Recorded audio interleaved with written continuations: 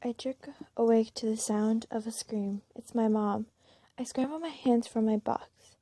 My hands finally find the rectangular box, and I fling it open, with my hands shaking uncontrollably.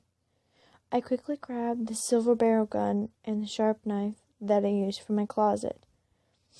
That glows purple because of my blood. I lift my shirt up, putting the knife in my pants long enough to hide from whoever made my mom scream. But it pokes out so I can grab it. I run down the hallway to my parents' room to see a man, my age, slit my dad's throat.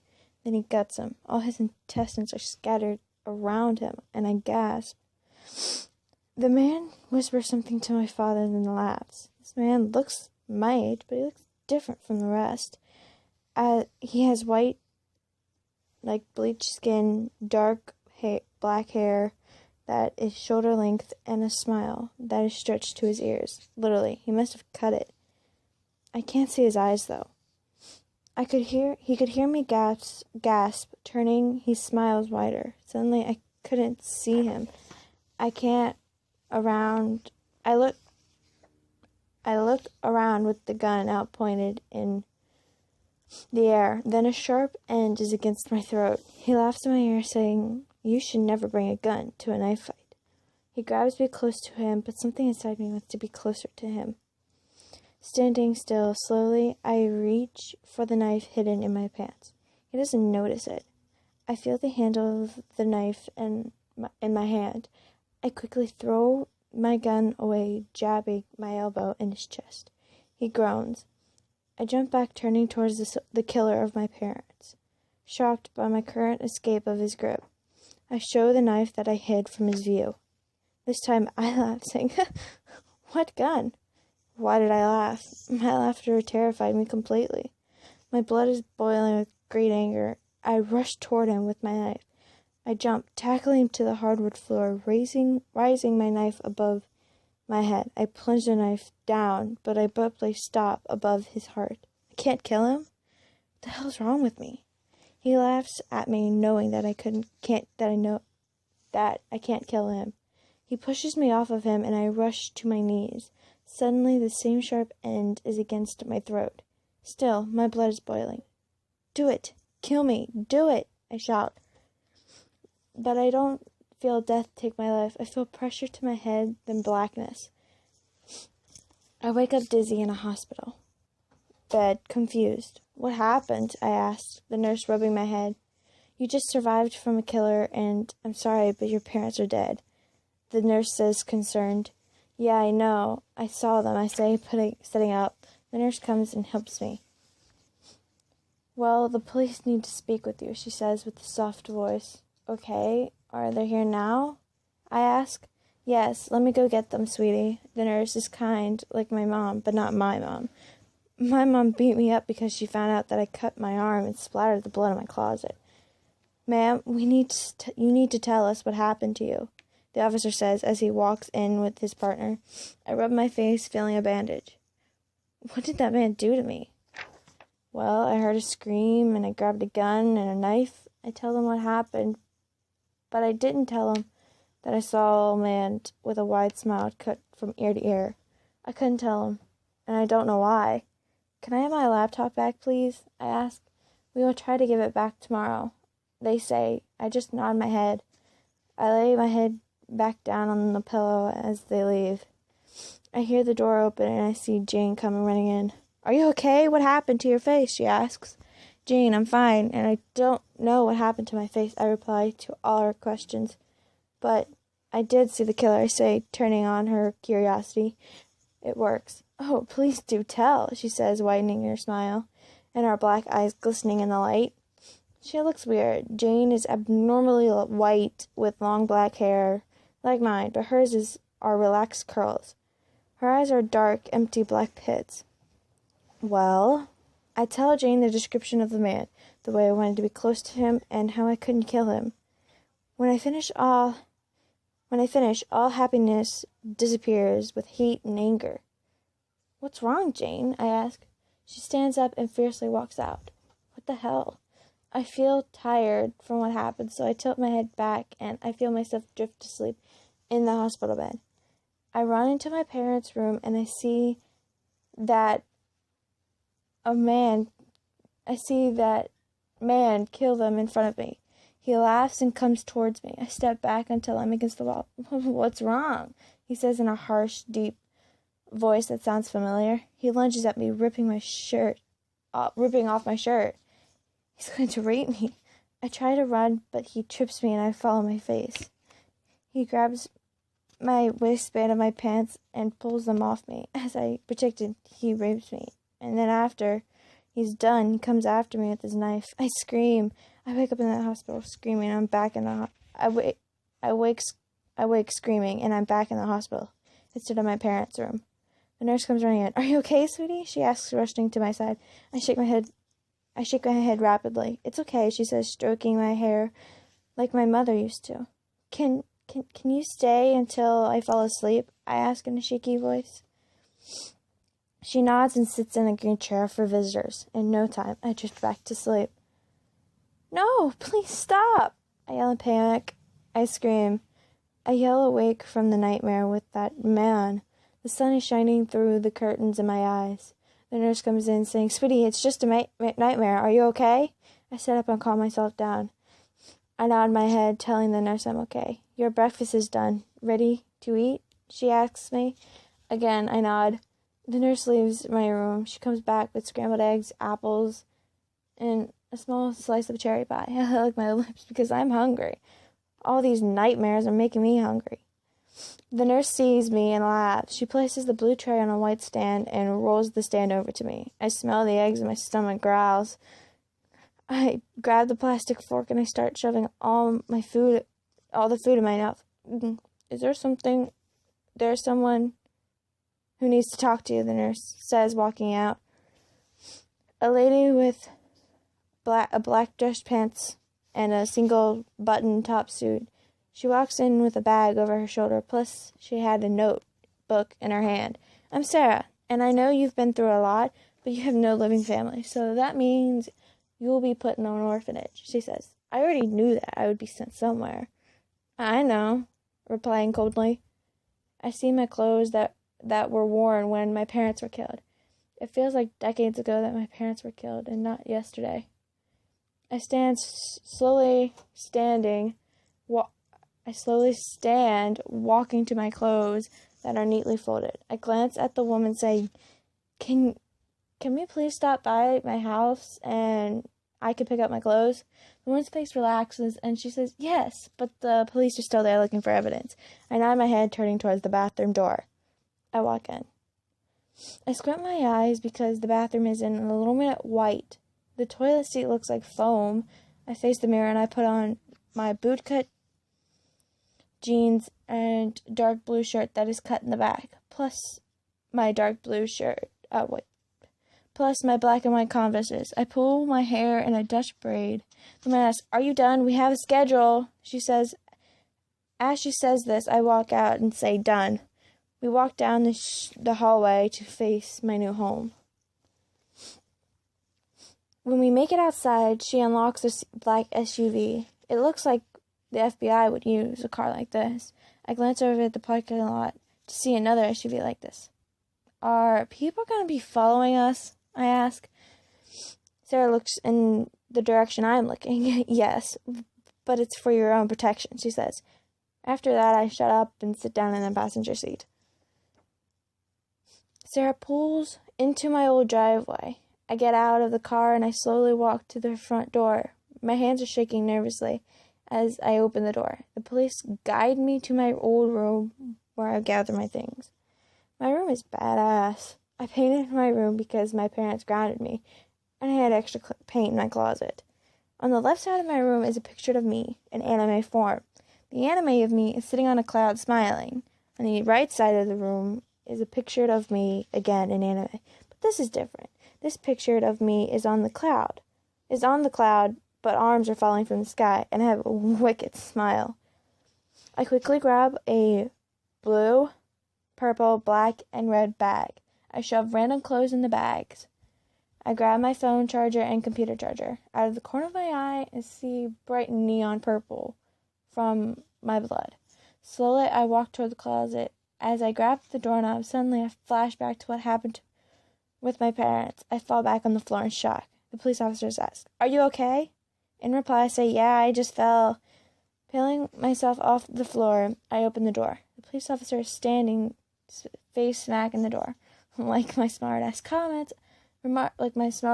remarks, I say, "Okay, pervert, keep looking at the door. You're going to find something." I walk off, so the cop won't say anything. I get back in Sarah's SUV and I sigh.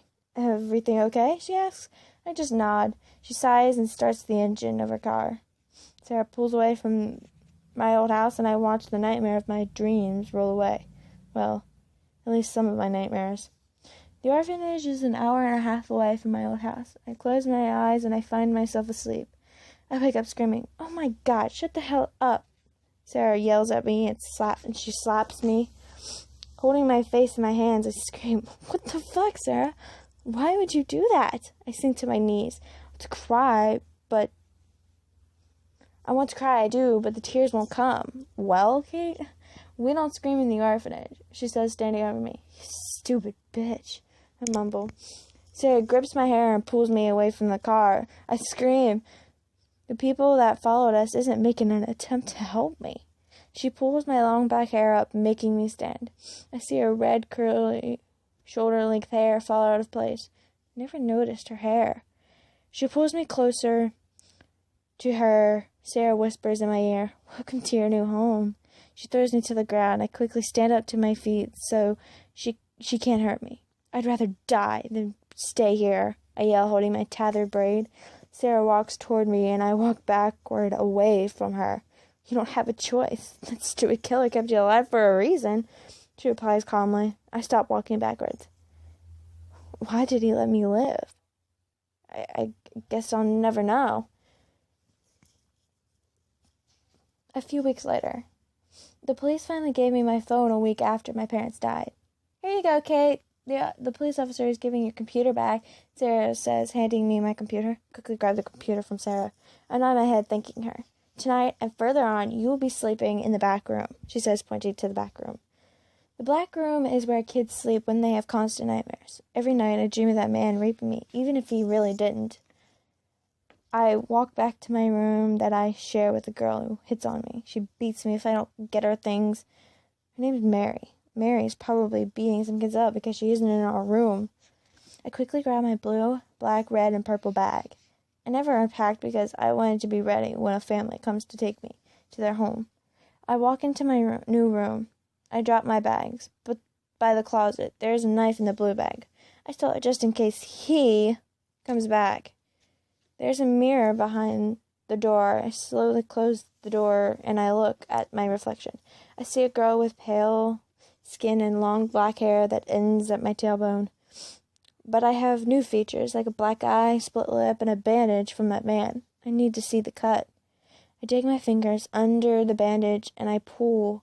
The skin extends from the bandage and pain shoots through my left side of my face. I grit my teeth and I squeeze my ice blue eyes shut. Eventually, the band-aid comes loose and I glance at my cut. The cut is from my hairline to the end of my jaw. I gasp and cover my mouth. I turn towards my black bag and I grab my new headphones from the bag. A boy knew I wanted headphones, so he made a trade with me. The trade was if I kissed him, he would give me the headphones. I did. The headphones are blue with black earbuds. I'm glad I brought my computer charger. It's 5:30 p.m. and bedtime is around 9 o'clock. I start school tomorrow after the accident, but I have important research.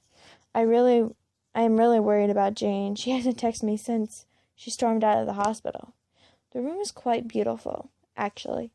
The room is white with antique furniture. The bed is sitting on a dark metal frame.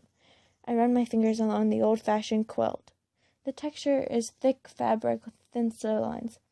I let a smile appear on my face because, really, the other beds are worse than this. The beds are tough. The other beds are tough as bricks and thin as paper. I jump into the air and I flop on the soft bed. A laugh burst from my mouth. I stop laughing because I need to search who that man is. Sarah comes in saying, "It's time for your shower." As she says this, I plug in my computer. I don't like talking to Sarah because of what she did to me, so I nod my head, grabbing a pair of shorts, underwear, bra, and a black tank top. I walk in the bathroom and I glance at my face that is now scarred. Turning on the water, I strip from my clothes. Again, I glance at my naked body, seeing a pale, skinny body, big thighs, and a fairly big ass. Stepping into the bathtub, I let the water soak my body. Walking back into my new room, I lay down, plugging in my headphones. Opening my laptop, I see a password that needs to be unlocked. Shit, what is the password? I ramble for any spark of memory. Of course, no luck. Then it hit me. My password's Kane17. Kane represents Kate and Jane put together plus my age, 17. The computer did an annoying tune. It sounds like birds chirping uncontrollably. My desktop screen is of Jane and I. Her black eyes feels like it's taking my soul. Some kids at school can't even look at Jane without being scared. We had a staring contest once that I won, but the strange thing was that my soul ached and pained. We never had another one again. Wanting to look at pictures of my parents, I click on pictures. Lots of pictures of my parents appear. I stare deeply in the digital images of my mom. Guilt pulls at my heart. I click on the Internet Explorer and I grab a brush to brush my long black tangles away. Jane and I look alike, except for her black eyes, and I'm 6 foot. She's not. The monster who killed my parents spikes my interest for two different reasons. 1, he killed my parents. And 2, the way he imitates me makes me angry. The internet loads and I search a man with a smile cut to his ears. Scrolling down, I find a video saying, Jeff the Killer. Clicking on the video, something surprises me. It tells a story how 2 brothers are attacked, but the one, Jeff, fights them off. He likes this feeling over hurting people. I immediately brush my fingers over my cut like it's natural. He goes to a birthday party and is attacked again by the same boys. Jeff is burned and sent to the hospital. He has bleach white skin and burnt black hair. Later, Jeff cuts his mouth and burns his eyelids. I slam the laptop shut. I don't want to listen anymore. I lay down on my bed and I drift to sleep. But I know I will wake in fear. I sit up rapidly and I scream. Remembering there is a whole house full of kids, I cover my mouth. I can't help anymore but fight. I can't help fight the tears off anymore. Warm tears roll down my face and onto my hands that still cover my mouth. I have this feeling that someone is watching me. I slowly lower my hands to my side. I quickly glance at the closet door. It's wide open. A cool breeze blows through the window that was closed. Now I don't have to think about it. I dart to the closet, slamming the door behind me. I drop to the floor, putting my feet against the border of the closet, and I grab the doorknob. Turning my head to the left, I see my blue bag. It has the knife I stole in it. The bag is slightly open, showing the handle of the knife. The door shakes rapidly, uncontrollably. I know that someone is on the other side. I hear a familiar laugh on the other side. It's Jeff, that man who killed my parents and haunts my dreams now. My blood warms and catches fire. I let go of the door and I swiftly grab the stolen knife in one motion. The wooden door swings open violently and I hold the knife close to my chest. He asks, "What was your dream about?" I can now see Jeff has black dress pants on and a bloody white hoodie. I couldn't see his eyes the first time, but now I can see his eyes.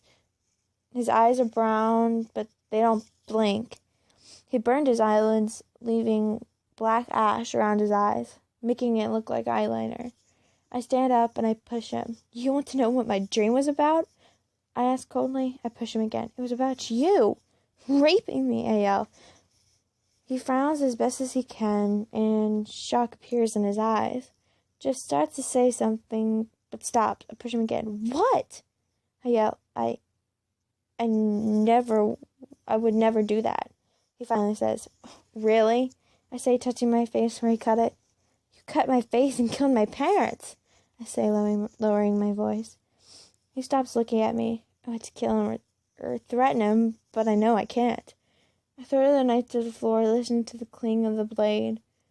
The room is spinning, and I step backwards, and I fall. Someone strong catches me. I look up at him. Jeff pulls me back to the balance, and I push him hard. "You hurt me," I yell. Closing my eyes, I still have the knife close to me, so I shove him against the wall, and I grab the knife, and then I press my knife against his throat. All sadness leaves him, replacing with laughter. "You can't kill me," he says through his laugh. "And you can't kill me," I say, raising my eyebrow. I step backwards, knowing it's no use. The moonlight lights up my face, and Jeff notices my black eye and split lip. He steps forward, touching my chin and rubbing my lip. Pain stings my lip, and I jerk my head back. "Who did this to you?" he asks. "None of your concern, Jeff," I reply coldly. Jeff is surprised that I know his name. He lets his hand fall to his side. "How do you—" I interrupt him. "YouTube. I'm Kate, by the way. Now get out." I have to tell him twice. A little sound knocks on my door. I open the door. "Who are you talking to, Kit Kat?" "It's Jimmy. He's like a little brother to me." I sit on my knees, putting my hands on his shoulder. "Jimmy, I wasn't talking. I was having a nightmare. I'm fine. I promise," I said gingerly. Jimmy is 8 years old with short brown hair. He has Tron pajamas on, and he has green grass eyes. He nods his head slowly. Can you tuck me into bed?" Jimmy asks while playing with his fingers. This time, I nod my head. I told Jeff my name because, well, I knew he would ask for it eventually. Picking Jimmy up, I carry him down the hallway to the right. My room is closer to his room, and the back room is separate from the rest so that if a kid has nightmares, the others won't hear the person scream. Basically, I'm isolated. But I must have been loud enough for Jimmy to hear. When I was roommates with Mary, Sarah would come in and slap me for screaming. This place is hell. "Do you think someone will adopt us?" Jimmy asks, leaning on my shoulder. "Honestly," I stop saying. "I can't tell him no. He'll lose hope." "Yes," I not add. Jimmy smiles brightly. That hurts to lie to him, but what choice do I have? I walk into Jimmy's room. Him and I plastered glow-in-the-dark stars on the ceiling because he was scared of the dark, like me. His bed was hard, so I put soft sheets on his bed. He loved it. I slowly lower him on his bed. He kicks the sheets out of him. "Can you sing me a lullaby?" Jimmy asks, with the most adorable puppy eyes. I can't say no. I smile and nod my head. I don't talk much here because I get slapped in the face. I sing "Hush, Little Baby." Jimmy thinks I have an amazing voice. I play the guitar, but I don't have it with me anymore. I wonder why Jeff came back. Did he want to kill me again? I finished the song, and I kissed Jimmy on the forehead. "Good night, Jimmy. I love you," I say, turning off the light and closing the door.